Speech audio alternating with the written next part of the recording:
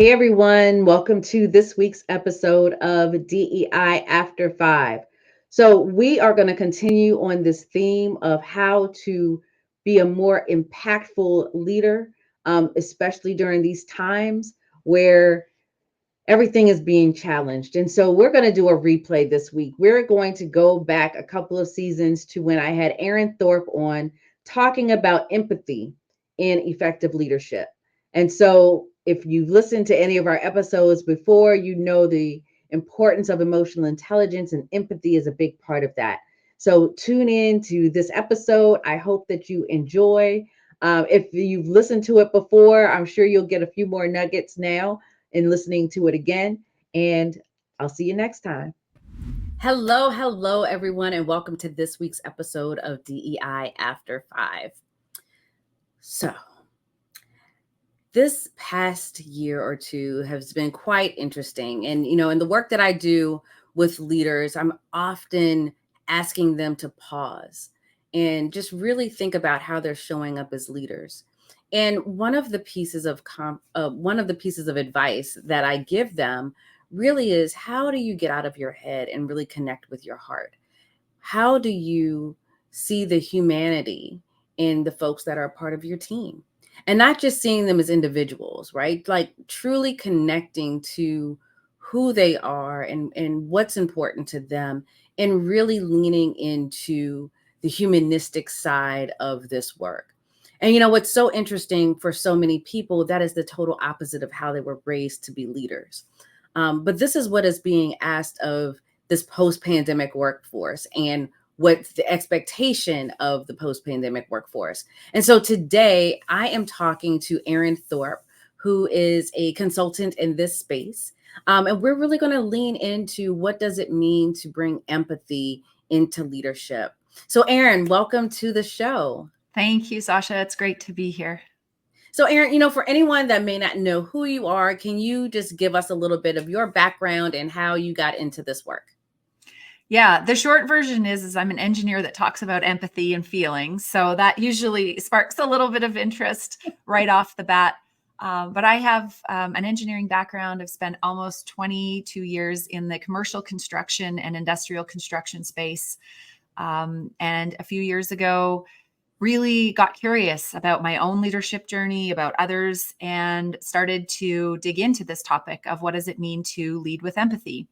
And that's brought me to where I am today. So I write and speak and teach and consult and coach all around how to add empathy to our leadership toolbox, really. I love it. Mm-hmm. So just for folks that, because I know people, right? They're gonna be like, oh, that's the touchy-feely stuff, right? So can you just give us kind of a baseline definition of empathy so we kind of are all on the same page? Yeah, for sure. For me, empathy is about feeling with people, not for people. And it's a nuanced, right? With and for. And the difference really is,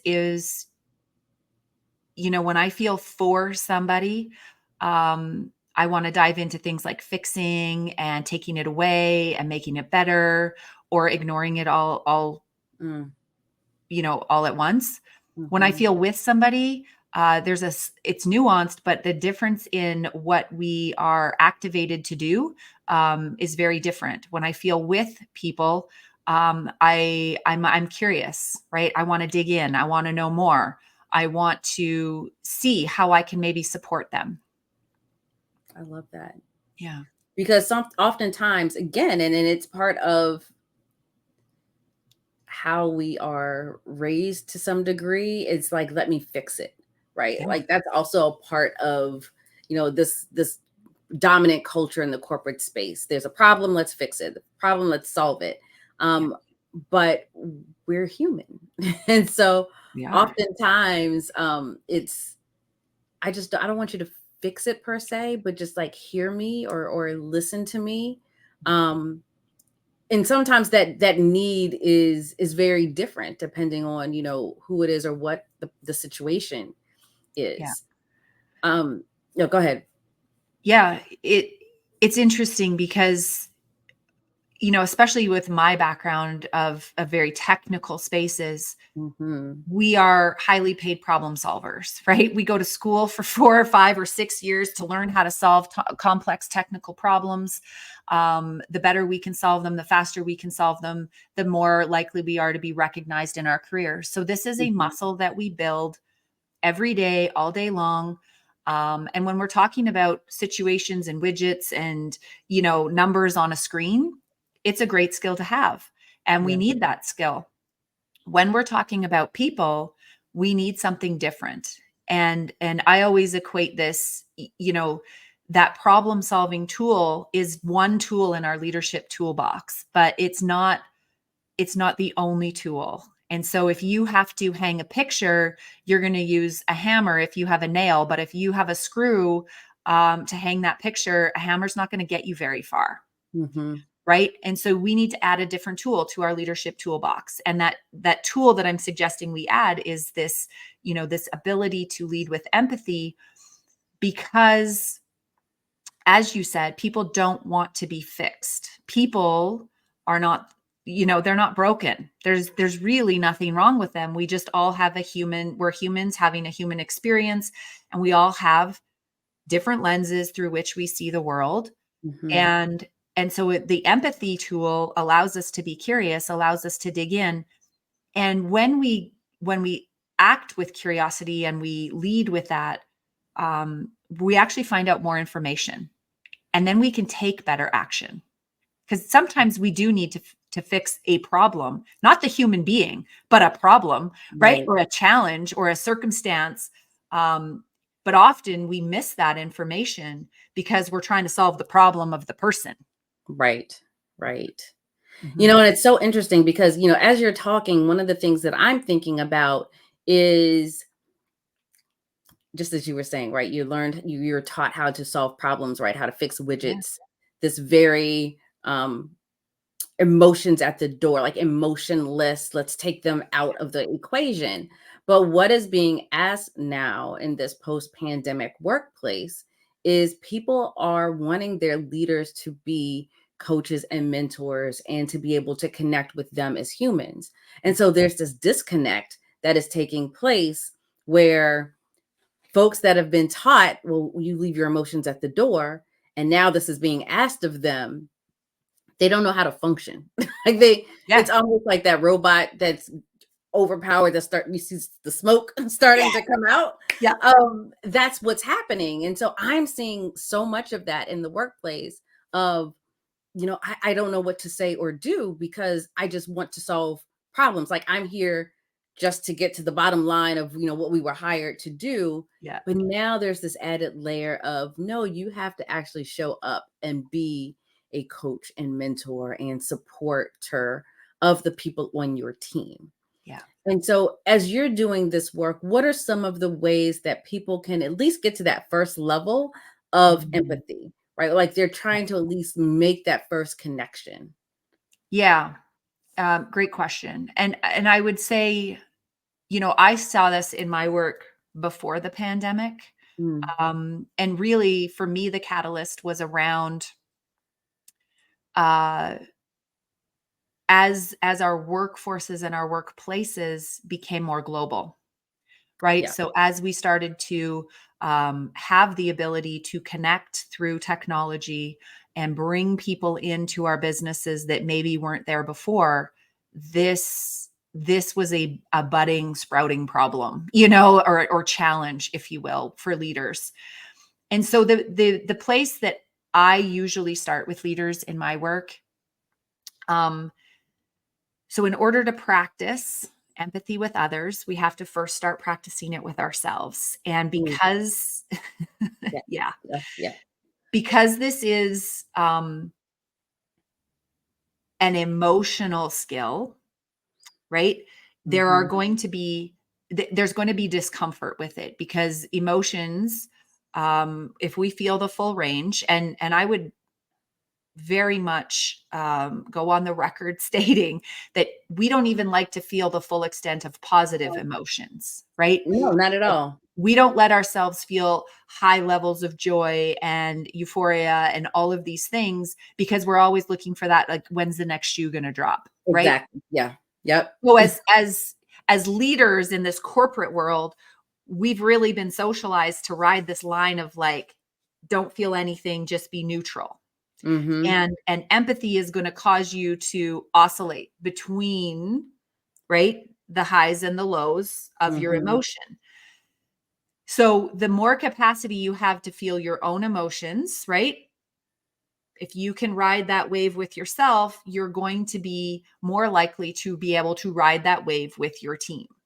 It's not team first and then self. It's the other way around. Yeah. Yeah.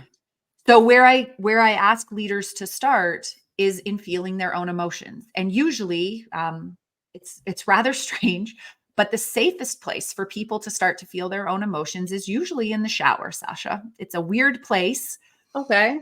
but if you're going to feel anything, a lot of our leaders have this aversion to tears and crying and expressing emotion. So the shower is a great place, the tears wash away, they're Mm-hmm. hidden. It's like a contained space of time. You're not in the shower for hours on end every day. You got 5 minutes or 10 minutes to get in and out. This is where you can do that check-in with self. Yeah. What am I feeling today? And just feel it in the shower. And you can convince your mind, you can tell your mind, like, as soon as I open that door or move that curtain back, like, I'm done feeling that thing. Yeah. Right? Acknowledge it. You have to I can acknowledge. acknowledge it. I can Yeah. give it some space, but it doesn't have to take over my day. It doesn't have to, derail everything. It's just, that's my safe, private place to do some feeling. Yeah. I love that. And so that's like exercise number one, really. This is like super foundational. Think about it like your squats, your lunges, your push-ups, your sit-ups, for the physical body. It's just the Yep. super foundational skill. Because the more space you can allow yourself to feel, Yeah. the less scary it is when you're sitting with someone and they're having a big emotion and it causes you to feel something. Because that's what happens. Yeah. When we're with our team and their emotions are coming up, it causes us to start to feel something. Discomfort, anxiety, Whatever it is. or whatever. Right. Yeah, it brings up emotion in you. And Yeah. that's what the leader is scared of. We're scared of that. And we're like, I got to shut this down because I got to keep this business focused. Well, I hate to burst the bubble, but if you require people to deliver whatever it is your business delivers, then you've got to develop the skill of emotional capacity, because we're human beings. We have emotions. Okay. So, I often share with my clients the wheel of emotions. Yes. And what is very fascinating to me is so many people only know, 4 or 5 emotions: happy, sad, angry, frustrated, like they know the basics. And then when they see this wheel, like you could see their eyes get big, like, oh, wait a minute, there's levels to this, there's layers to this. And the exercise is, when you wake up in the morning, where are you on the wheel? Mm-hmm. And just make note of that throughout your day, 2 or 3 times throughout the day. And what I've seen happen with that is exactly what you're saying, right? People, they tune into that one thing and they're like, okay, I can name it Mm-hmm.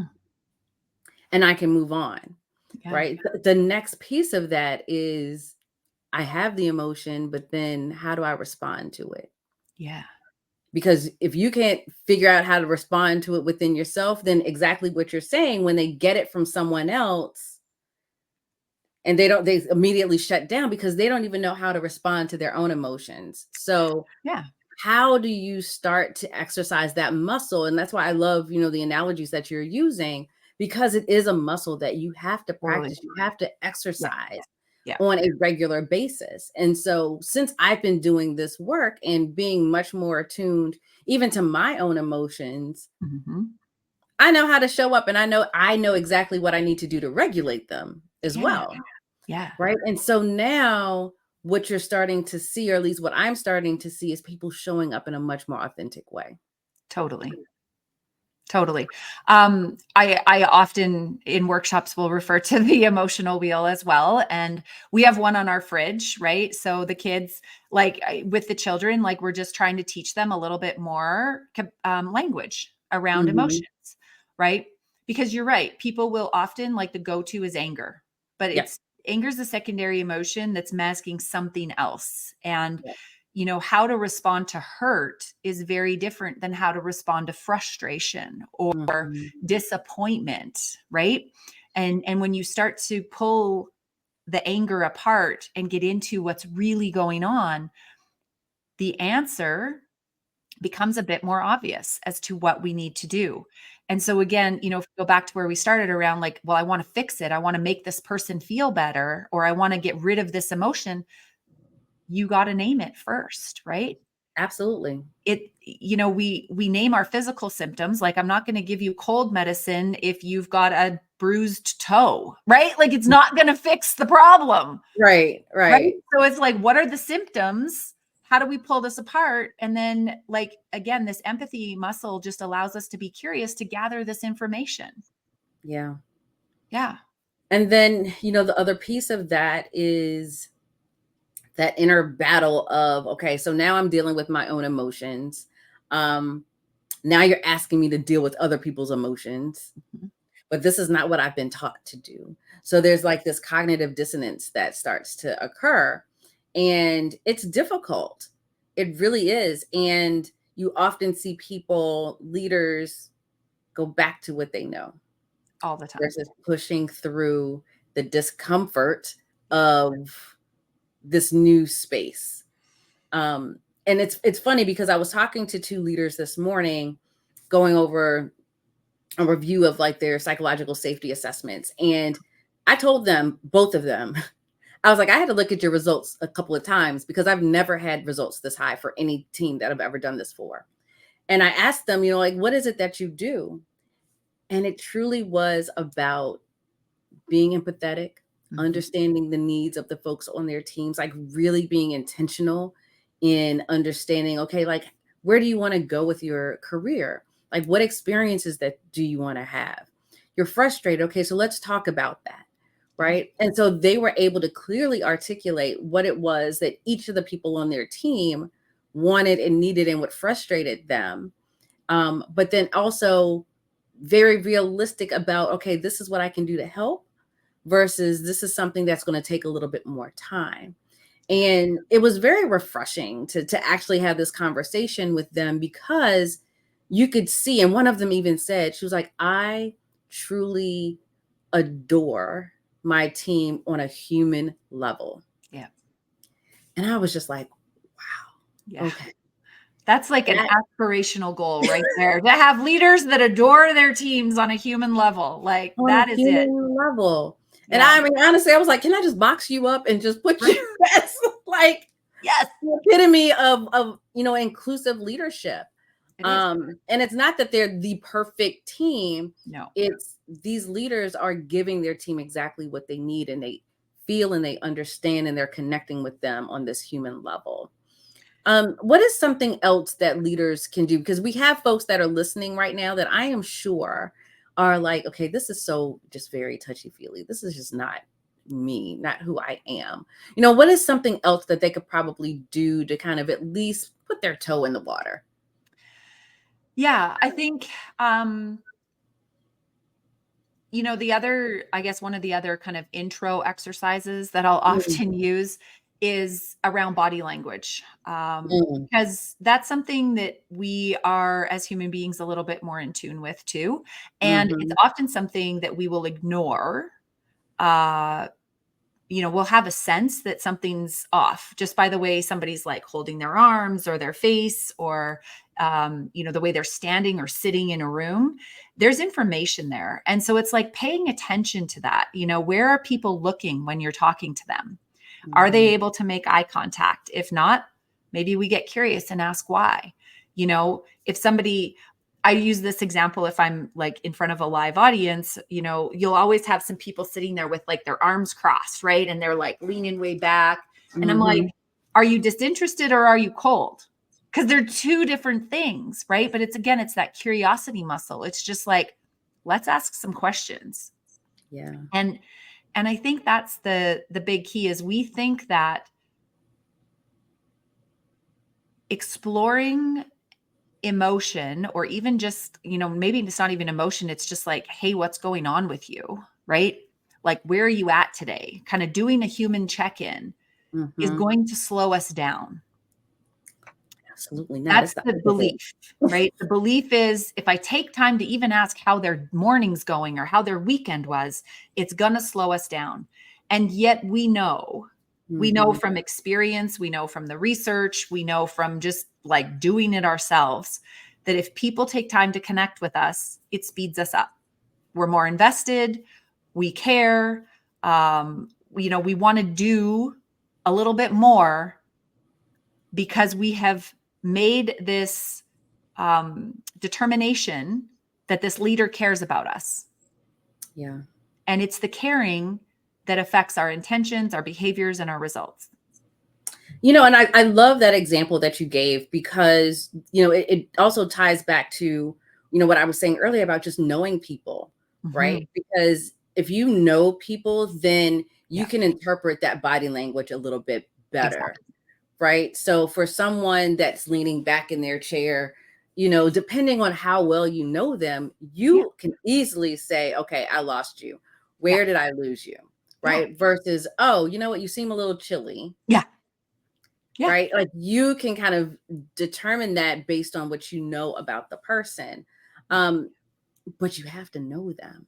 Right. But and you it's gotta so know funny. them. Yeah. And so it's so funny because I'm I call myself like pretty keen on body language and picking up, especially like in this virtual space where a lot of people were struggling. And we had like 20 boxes, like the Brady Bunch screen. One of my, I guess, skills was to be able to hone in on that one box and say, okay, so I noticed that you did, you kind of tilted your head a certain way. What does that mean? Like what's going on there? And it's those little nuances, right? The tilting of the head, the leaning back, like the smirk that might come on someone's face, right? Being able to hone in and not ignore, right? Just as you said, not ignore it, right? Or you might not say anything in that moment, but make a note of it. Like, okay, I noticed that when we were in the meeting a few hours ago, that you had the smirk on your face. Like, tell me a little bit more about that. Like, what was going on? What was going through your head? Yeah. Right. Again, you're building that connection, and what that made me think of around psychological safety is that's inclusion. It is. It is. And, I experienced in my career a lot of effort around diversity, right? Like I'm a woman, I'm in engineering. We've been fighting for years to up the numbers nationally and internationally, attract more women, keep more women, do all this work in the profession. That effort is all great, but it's never going to move the needle if we don't feel welcome. Right. If we don't feel like we can show up as ourselves. And let's be honest, a lot of men and a lot of women express emotion very differently. Yes. Like I grew up on a construction site in my career, throwing a hammer, slamming a door, tossing a chair across the room, all very acceptable ways to express emotion. Now, if you were to ask somebody in construction if that was an emotional expression, they would probably say no, because they don't identify it as an emotional expression. But that's exactly what it is. You're feeling something big and you acted, right? For me, it was tears. When I got overwhelmed, frustrated, disappointed, let down, whatever it was, if enough of that built up, and if I didn't do my own work to just feel it every day and the little bits that it came, it's like tucking it all into a pressure cooker or an Instapot, and then it blows up at the worst possible time. Somebody just walks into your office and says, "Hey, Erin, we've got a problem out here on site," and you lose it, and there I am crying on the construction site. And everybody on the construction site, again, knew how to handle somebody who had just thrown a hammer and buried it in the wall, but nobody knew how to deal with me and a few tears. Yeah. And what I would love to just help people see is that these are exactly the same symptoms Yeah. of the same problem, like two different symptoms of the same problem, right? Yeah. And you're going to sit with that guy, you're going to give that guy or that person that threw a hammer across the wall, some time and space to cool off. You're going to go back, you're going to have a conversation, what's going on. That's all I need too. You don't have to be scared of the tears. Right. Just let them flow and let them pass, and then go, hey, what's going on there? What are you feeling? And it's interesting because in those situations, often what's said is, "Oh, well, Erin's so emotional." Totally. Like 10 years, I was told there's a hammer, like there's a hammer in the wall. It's embedded in the wall, people. Like, exactly. For 10 years, I was told you're way too emotional to lead. You got to get a game face. You got to toughen up. You got to, and I tried, Sacha, I tried for 10 years, and I was going to leave my profession because they didn't think I was cut out to lead. And it was a leader who saw this ability in me to see in others what was going on, who said, I need your help because you have a skill that I don't have, that completely changed how I saw this aspect of myself. Yeah. And I'm so thankful they did, because it has opened up, it's where I'm at today. And I didn't have to be scared of the emotion anymore. And I'll tell you, I still cry because that's part of my emotional expression, but it doesn't take me by surprise anymore. And I don't get uncomfortable about it. Yeah. But I think the key of what you just said was you had someone that saw beyond the emotion to the skills that you had. And like, let's tap into that.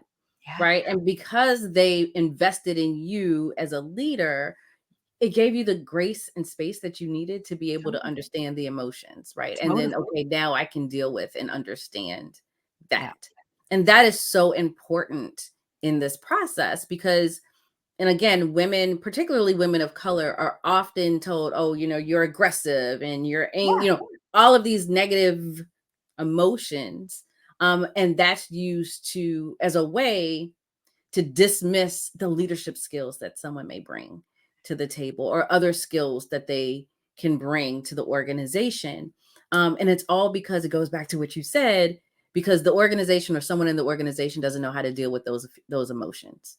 Totally. So, we can do all the work we want around diversity and getting different people with perspectives and, cultural background and colors of skin at the table. But if we're not willing to actually sit in their lived experience and explore that, we're never going to get to inclusion, which is never going to get to equity, which is never going to get to actually harvesting the benefit of the diversity, right? We're just going to keep building teams that think and act like us.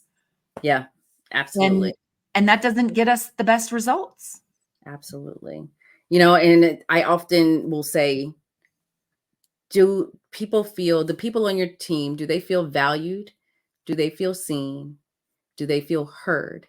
Yeah. And do they feel connected to the organization?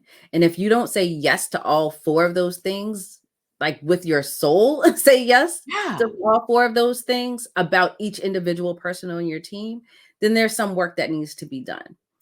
Right. And that's the part that, you're talking about. It's not just the diversity, it's the inclusion, it's the equity, it's all of that other work that is so hard to do in this space where everyone feels like I am valued here, I belong here, or I feel like I belong.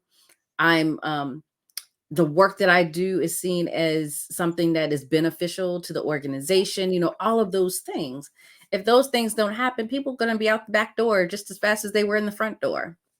Totally. And, we hit on it earlier with my example of somebody recognizing the skill in me. But if you could be losing some very skilled top talent simply because you are not taking the time to understand who they are as a human being, what they're dealing with outside the four walls of the workplace, and allowing them to just show up as their human person, and really just connecting with them. And what I have found, I have very few examples, where somebody has dug into this emotional work, let's call it, and discovered, that they needed to drastically change the rules or the goals or the, output for a person. In fact, 9.5 times out of 10, what happens is they dig into this emotional work and everything stays the same. The person starts to recommit. They start to meet the goals. They get excited about the work again, simply because somebody took the time to understand them. Yeah. Right? That's all this is, right? It's All it just is. getting to the core of Yeah. humanity.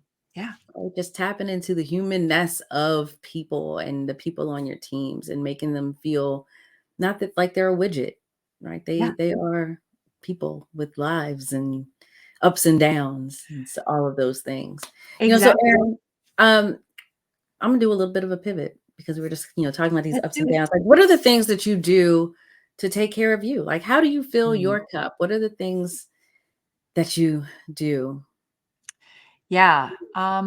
Lately, uh, so I'm raising teenagers right now. So the house is usually very noisy, very chaotic. Life is busy and full. There's lots of running around and events. So for me right now, a lot of what fills my cup is alone time, right? Whether that's maybe in a yoga class or going to a coffee shop and reading, or taking a walk.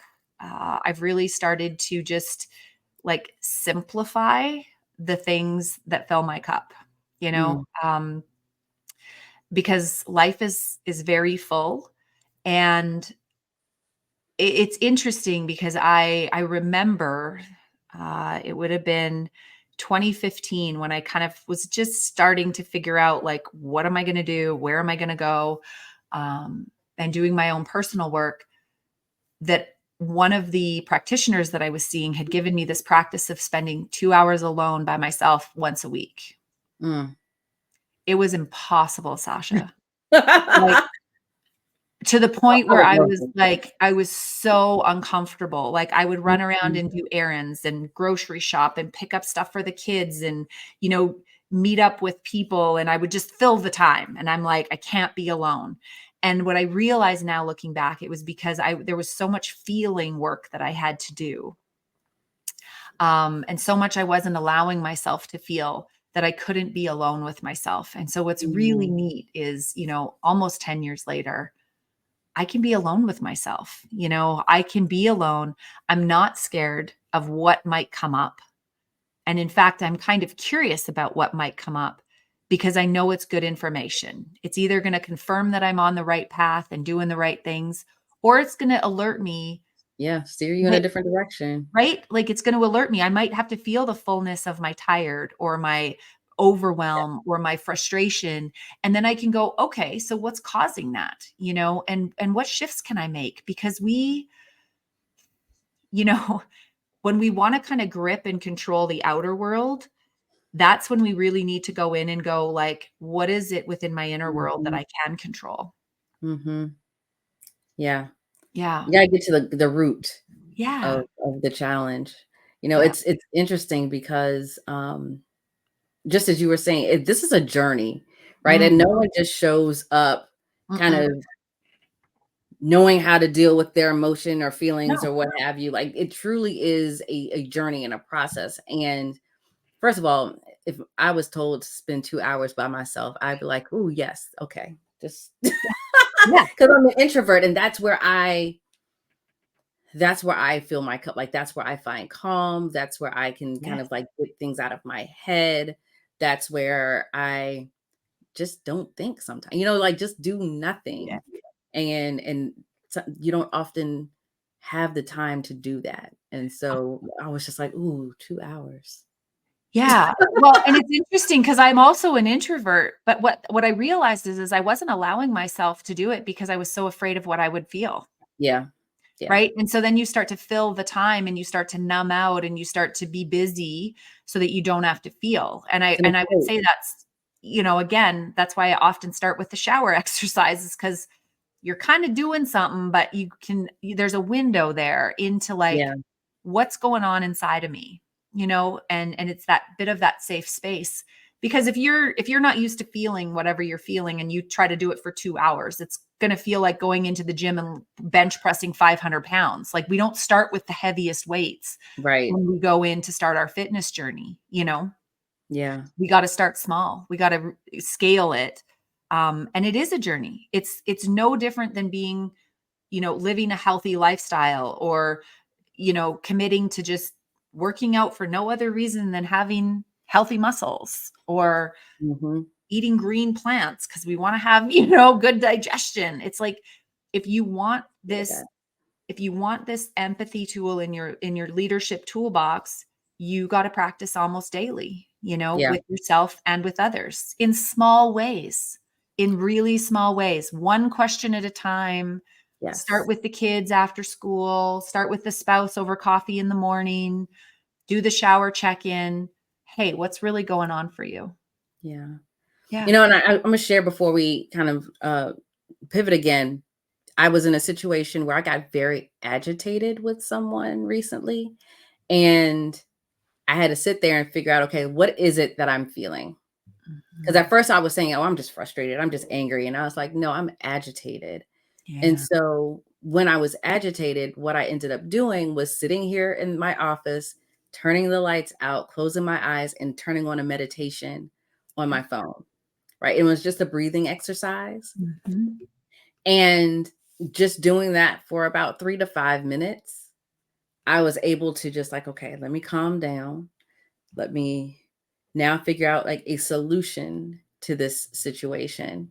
And I was able to approach it in a much healthier way. Yes. Old Sasha would have been on ready set in like 0 to 60. Yeah. And the Yep. angry Kermit Yep. typing away. And so there was growth. That was actually like, wow, okay. Yep. This is a much healthier way for me to manage and deal with these things. And it's not often that I get agitated or frustrated, Yeah. because I'm so aligned and attuned with my emotions. But when it happens, okay, what do I need to do to bring this down? How do I then deal with it and then Yeah. move forward? So I just Yeah. wanted to share. It's a process. It is absolutely a process. It So is a Erin, process. And I think, you've touched on something really good, is like, okay, so when I notice that I get activated, like, what are those simple tools? Because they're fairly yeah, simple tools. So a couple of the go-tos, if you, not everyone can access breathing and meditation work because it just feels, again, too far out. It feels like too heavy of a lift. yep, If you can, I think that's a great re-regulating tool. Some other tips and tricks is, to take a sip of water, right? As we consume, this is why, um, we can end up with emotional eating, or, overindulging in maybe having a drink or two, is because it calms the nervous system, right? That's why we do it. So again, if you can start to recognize, oh, I'm just in a state of dysregulation here because I'm feeling something mhm, big, I can take a few sips of my water and, you know, let it sit, and I will start to re-regulate. Getting outside and going for a walk. I have a little, like, 1 kilometer loop here that it's like, if I'm really fired up, I'm like, 10 minutes, go for the walk, just do the yeah, loop. It gets you out in nature, it gets you breathing, you're moving your body, you're moving that energy. Yeah. And no longer am I like pounding out the email, or the nasty words I want to say. And I can come in, and you're absolutely right. You can just approach it from a much healthier way. But what I mean by healthy is you get the result you want, right? You're yeah, responding instead of reacting. yes, yes, Yeah. yeah. I love that. So, Erin, how can folks get in contact with you if they wanted to learn more about the work that you do, or just connect with you? Yeah, excellent. Thanks, Sasha. The best place is to head on over to the website, which is www.erinthorpe.ca. From there, you can find more information about my book, connect with me on social media, and also take a listen to my new podcast, which is coming out in 2024. So, Yay. yeah. Wonderful. Well, Erin, thank you so much for joining today and sharing these things, because I think it's so important that leaders really start to think about, how do I show up in this way, because this is the new normal, right? We were talking about COVID being the new normal. This is now part of the new normal in the workplace. And so Yeah. wanting to make sure they have at least one or two tools in their tool belt that they can tap into as they're building this empathy muscle. So thank you so much for joining. And everyone, thank you so much for tuning into this week's episode. I hope you were able to walk away with a nugget or two that you can start to deal with or work with in your day-to-day practice. You can find that empathy wheel online. And so start there, use the shower, whatever works for you. But do something that helps you really tap into the humanness. So again, you can tune in every Tuesday at 5:15 p.m. Eastern on YouTube or your favorite podcast platform. Be sure to like, share, subscribe. And until next time, have a good one.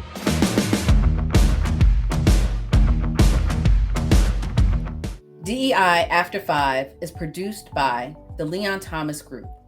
For more information, go to theleonthomasgroup.com.